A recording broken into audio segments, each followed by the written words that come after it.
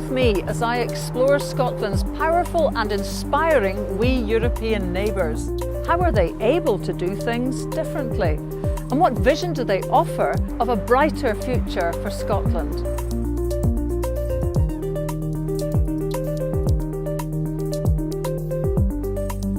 The Faroe Islands, 200 miles north of Scotland, with a population just 1% of ours on a cluster of 18 islands. But it's connected in all kinds of ways through language, technology, politics and infrastructure. Tunnels. This comes up on you very suddenly on the Faroes when you're driving, and it's a little unnerving, but it's the reason that these 18 islands are actually one nation. There's about 20 tunnels I can count. There's 2 subsea tunnels. One of them's about 5 or 6 kilometres long. It provides equality, because if you can all access the high-paid jobs in Tórshavn, then it means that the wealth is spread equally around all the islands. And that's one of the main reasons that they actually embarked on this, is fairness. So fairness and a connected nation.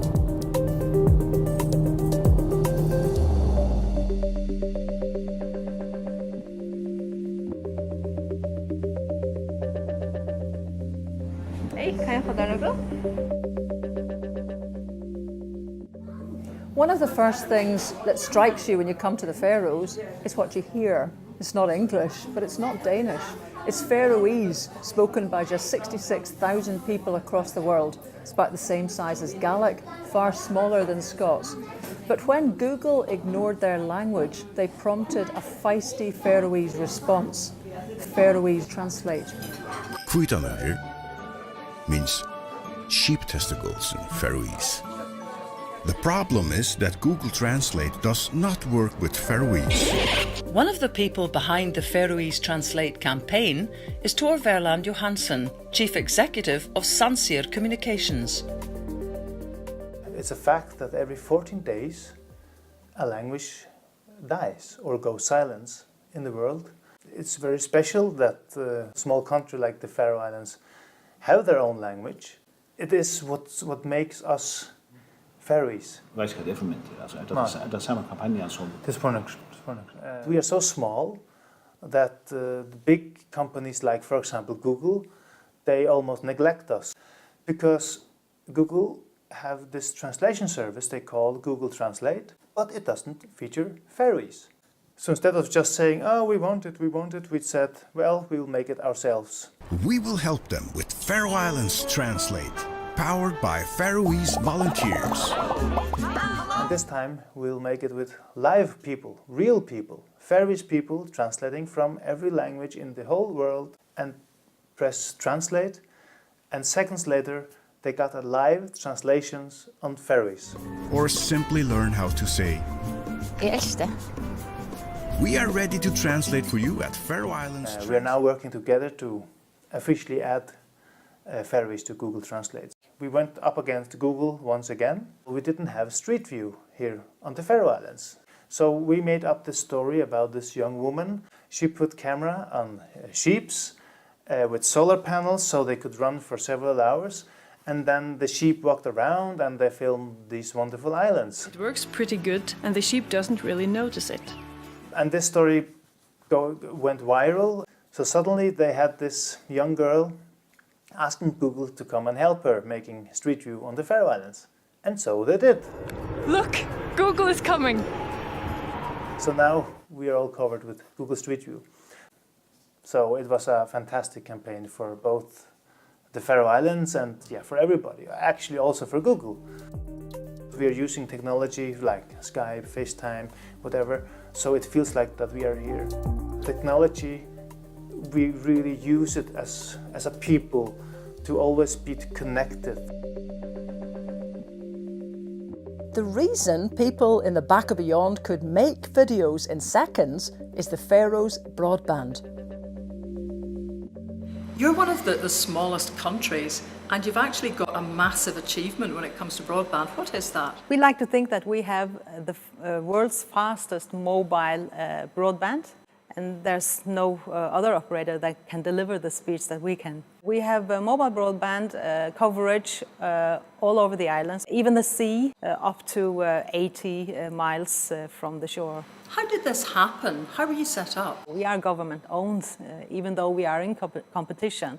So it's the support from the government that we are allowed to use all this investment, or do all these investments to get this full network. We have this very good partnership agreement with Huawei also, who is our hardware supplier. And we have always tried to give the same experience, the same services to all population, even on the furthest island. The prices are the same and the services are the same everywhere on the islands. Our next step is 5G, obviously. 5G is almost equal to Internet of Things. You can set a device up on a mountaintop or wherever you are in a tunnel, and you don't have to do maintenance on it for maybe 10 or 15 years because the battery time is very low. So those are the technologies that we are implementing at the moment. Did you not doubt yourselves? No, not at all. I mean, you have to try at least. You can't just sit back, and we want to connect everyone. So the Faroes has the world's fastest mobile broadband, does it? With the help of the Faroese lifeboat, we're heading out into the fjords to find out if that's really true.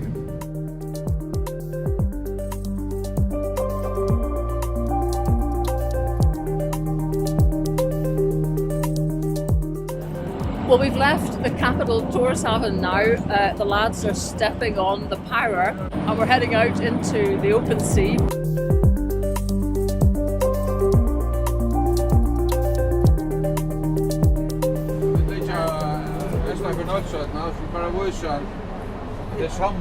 Well, there's a mountain between us and Tórshavn now. We're an island out.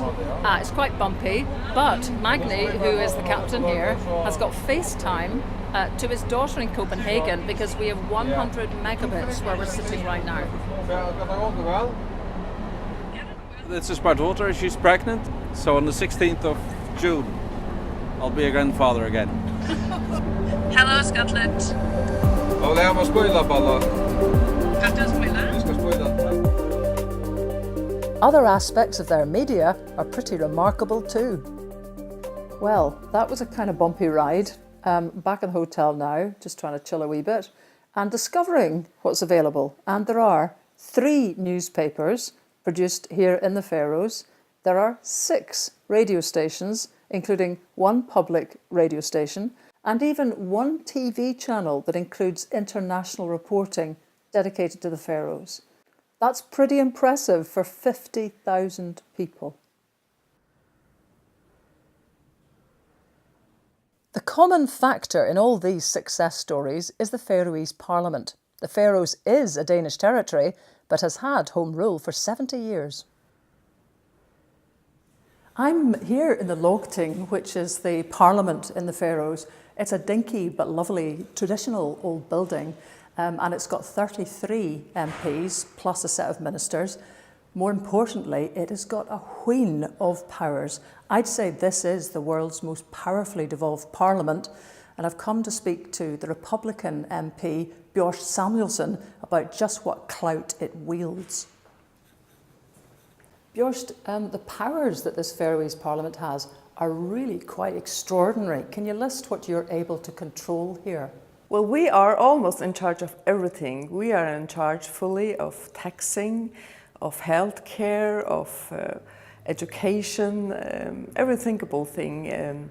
So there are some small things that are still under Danish power, but actually we are a very self-governing country. So this parliament has a very huge role in making laws every day, and of course thinking of the well-being of the people in Faroe Islands. You didn't actually even mention energy and broadband, but you control them too. Yes, and of course we are quite proud of that, and we are trying to cooperate with other countries and areas where they can use our expertise. And we have made a goal that we in 2030 will be 100% on renewable energy on ashore. And that's one of our biggest issues for the coming years. But let's talk money. You are given some money from the Copenhagen government. Do they effectively subsidise these islands? I would say clearly no. The amount we get from Denmark every year is it's lesser than a decent football player is bought for today. You see, Faroe Islands might be tiny when it comes to population, but we are actually one of those large ocean nations. We're a very big country if you take our sea territory. And we're a very rich country if you take our resources. So we don't need the money from Denmark, is my point of view, and hopefully we will very soon get economical independence. But the deal seems to be that when you take on more responsibility and power from Copenhagen, obviously you have to finance that yourselves. Is that the way it works? Yes, that's the way it works, and that's what we want. We want to say that when we are paying for ourselves, of course we are also deciding for ourselves. And that's why it has been so important to take responsibility for every thinkable area. If you want to decide, you have to pay. So the way devolution works here is that if you want to take a power to the Faroes, you basically have to pay for it. I could put it another way. If you take healthcare, for example, we decide how much to tax in this country, so we also decide how to use the money. We use a lot of money to buy services from the Danes, or we send patients to Iceland, for example. But we have the freedom to decide from whom we buy those services. And I think that's very important for us to have those possibilities to decide on our own. Now, the other huge thing is that you have the right to sign international treaties, and that's the reason that you are out of the EU whilst Denmark is in. Now, how on earth does that work? Actually, when Denmark went into EU, Faroe Islands decided not to follow. And we can design international treaties, for example, on fishery issues. That's a very long historical tradition that we do that. So we have always done that. The Faroese people are running the Faroe Islands. But because we are still a part of another nation, we don't fix into any box. And that's make it often possible. I mean, we try to get member of EFTA, and we try to get member of the Nordic Council, and we try to get member of WTO. And they say, yes, but what kind of country are you, actually? So that's why we are saying we are already so self-governing. Why shouldn't we take the final step? And the reason that you have that incredible power to be able to decide big things, like whether you join the EU and fishing treaties, is because of a vote way back in 1946. Can you tell us about that? In 1946, the people of the Faroe Islands voted for independence. There was a majority of the people who said yes to independence, and this was, of course, connected to the Second World War, where we had been totally cut the connection with Denmark because we were occupied by the British, and the Danes were occupied by the Germans.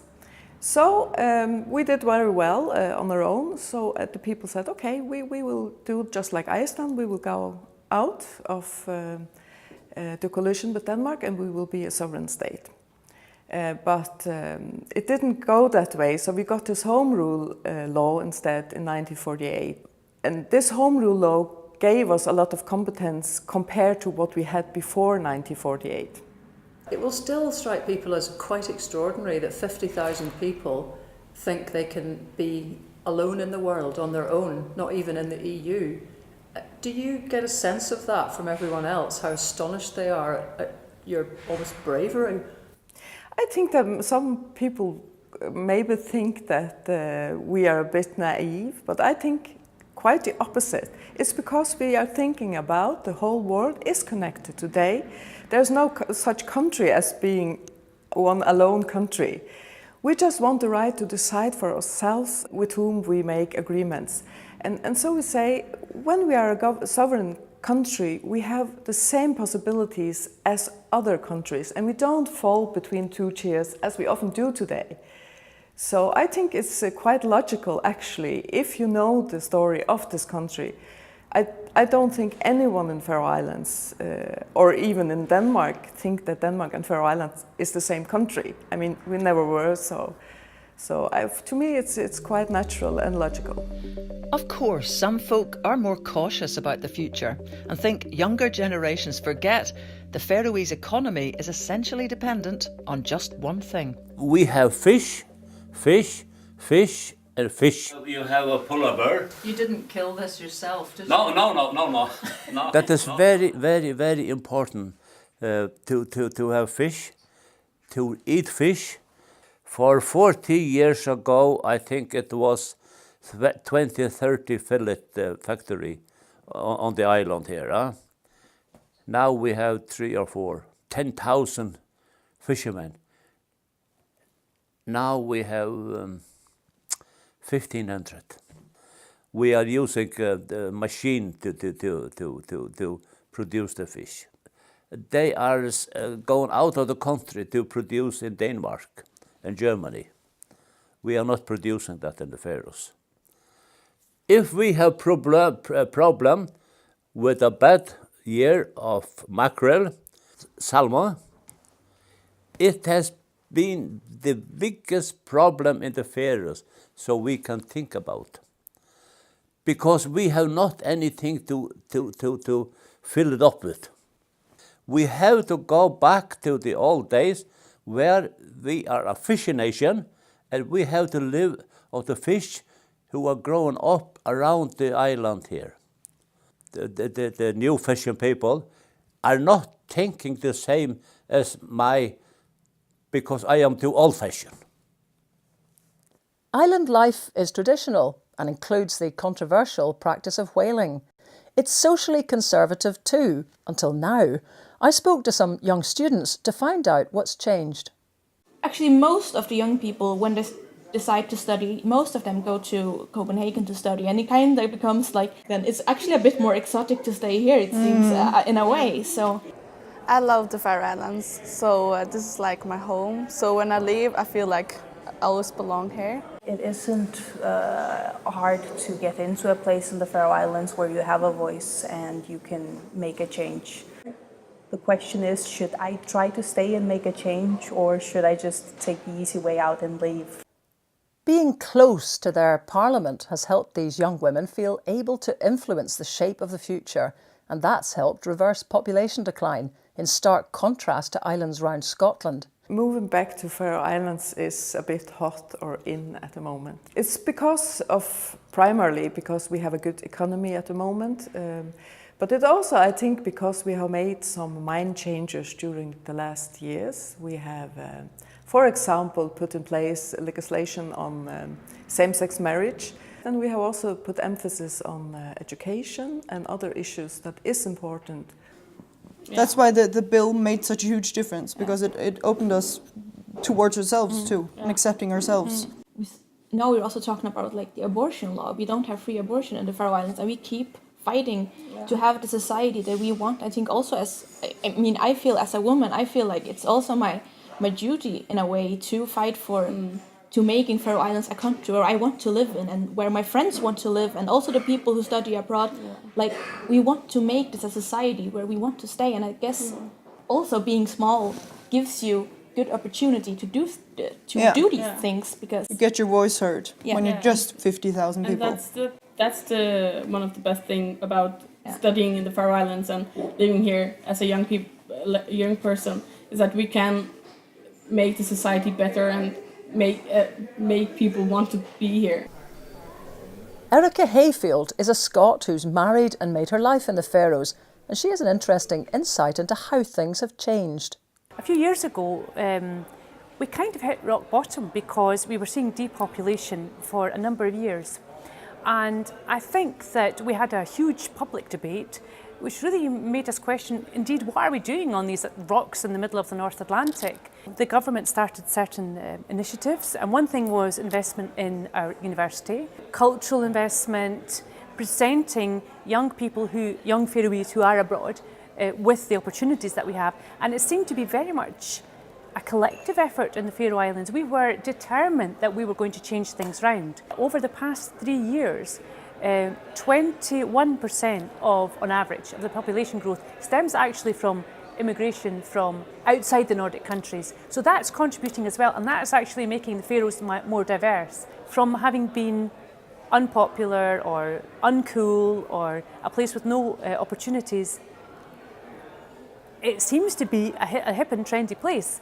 Small places like the Faroe Islands, where people are highly interconnected, highly interdependent, and very intimate society, means it's very unhierarchical. And that's a good thing in many cases, sometimes not such a good thing. But it does mean that change comes quicker compared to a large, more bureaucratic society.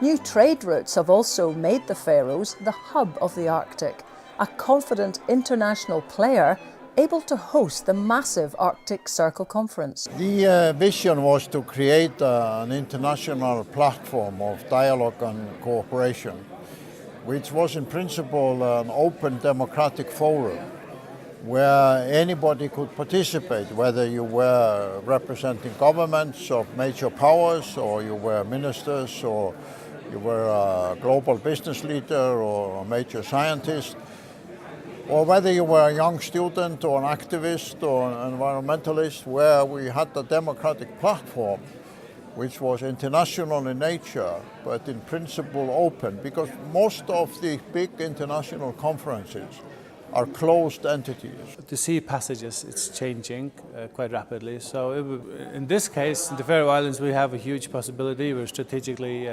placed in the Arctic Circle, and we want to be a part of it, and we want to contribute in a positive way.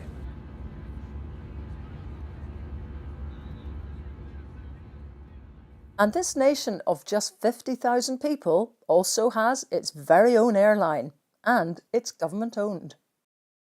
Atlantic Airways is a national carrier. It's owned by the government, but we are not subsidized. We are flying to different destinations and we are on a commercial base.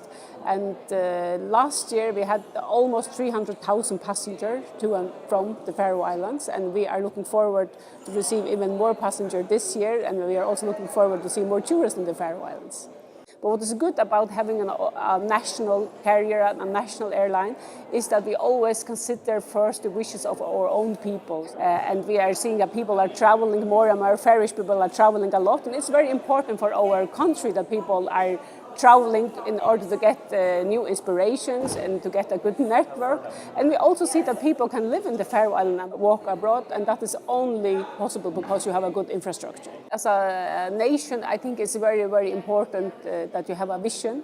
And if you think about Atlantic Airways, our vision is to connect the Faroe Islands to the world. Also presenting at the Arctic Forum is Faroe salmon producer Hidden Fjord, who've discovered the enduring value of quality, something Scotland may have to learn all over again if Brexit brings floods of cheap chlorinated imports. Very many of our customers around the world are telling us they think our salmon is the best. We have times back where the salmon prices were varying very much, and we knew that the Scots were able to get better prices. But as the times run by, the government and the Faroese farmers found out that we needed to be only one farmer per fjord. The key advance was letting the fjords recover after each generation of fish. You could call it salmon set-aside. The emphasis is quality, not quantity. So we followed the fjord.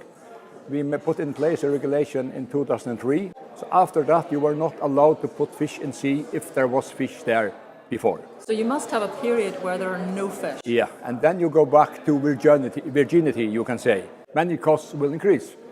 But the reward when you do that is that the biological motor will work much better. Naturally enough, folk at the Arctic Forum had some views about their biggest neighbour too.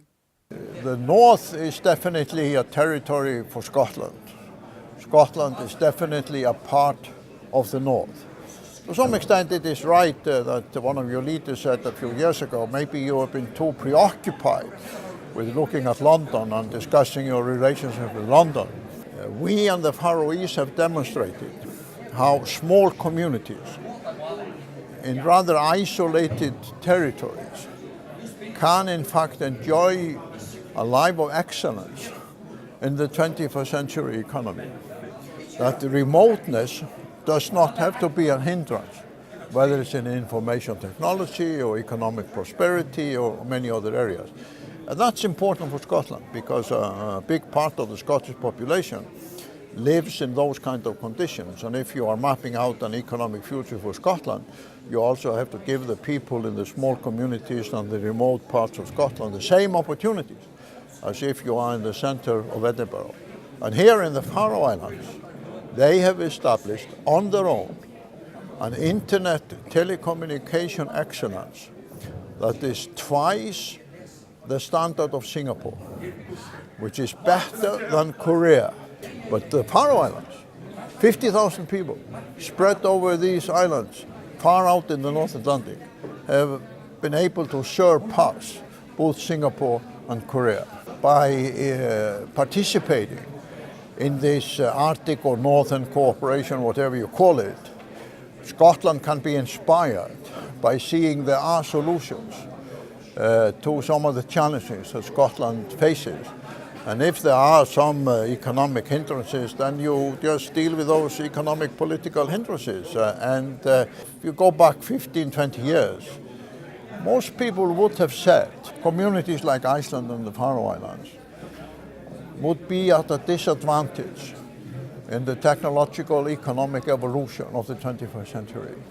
But the fact of the matter is we are now demonstrations of excellence in many of these areas, and I believe myself, and in many parts, this is within the control of the Scottish people. The Scottish people are very strong people, and they have a lot of opportunity, and I think also that I see some similarities between Scotland and the Faroe Islands. If you, for example, take renewable energy, green energy, I mean, you have a lot of possibilities there, and you have a lot of competence.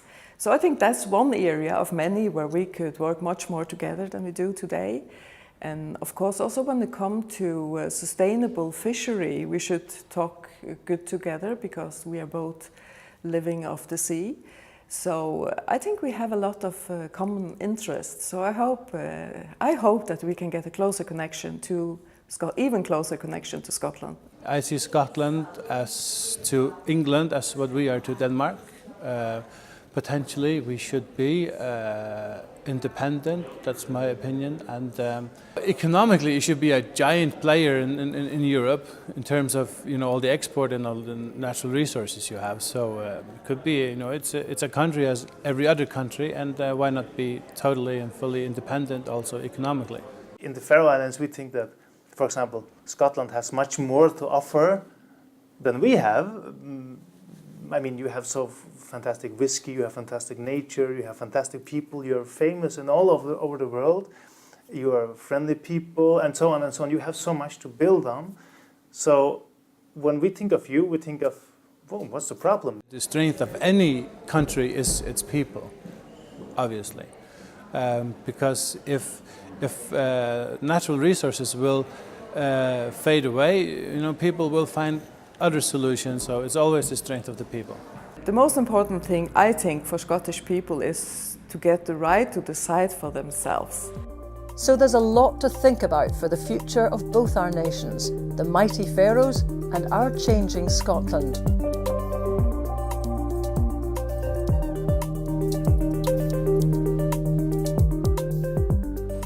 Well, we've been here for 4 days now, and what really strikes you on the Faroes is the incredible confidence of these people.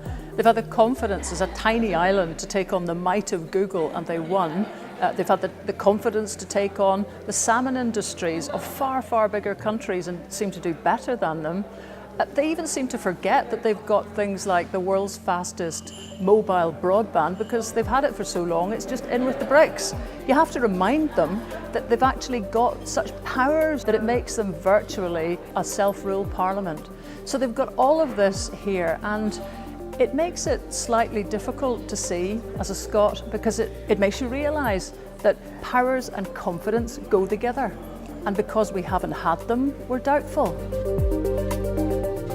I think what this also shows you is that where there's powers, there's confidence, and there's a way for a far better future.